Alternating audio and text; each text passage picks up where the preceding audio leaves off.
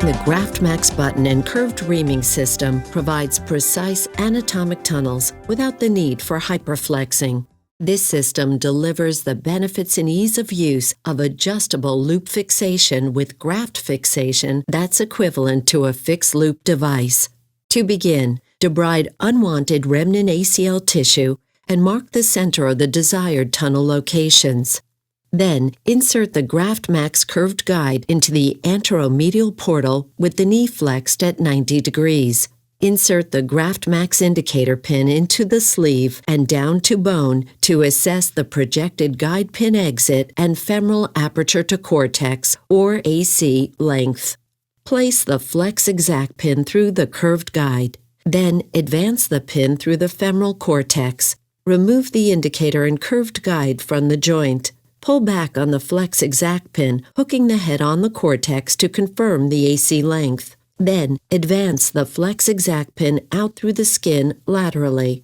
Next, insert the graftmax flex sentinel reamer over the flex exact pin, keeping the cutting flute away from the femoral condyle. Advance the flex sentinel to ream the femoral socket.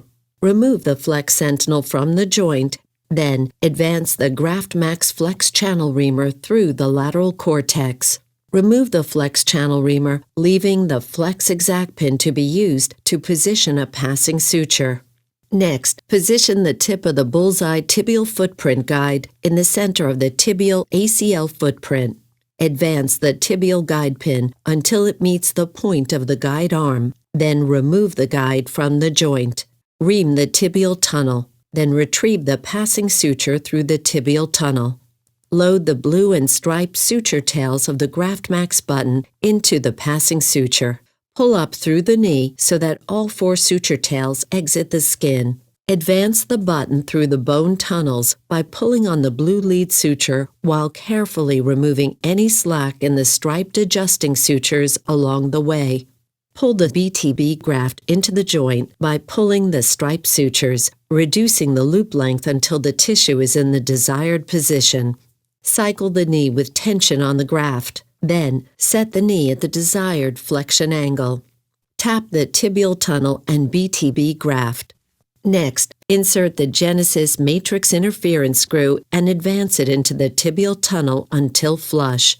An arthroscopic knot pusher can be used to percutaneously tie a knot in the striped sutures over the top of the button. Next, unthread the blue suture from the button. Trim the 2 strands of the striped adjustable loop tails flush to the skin with a sharp blade. Follow normal procedures to close the incisions.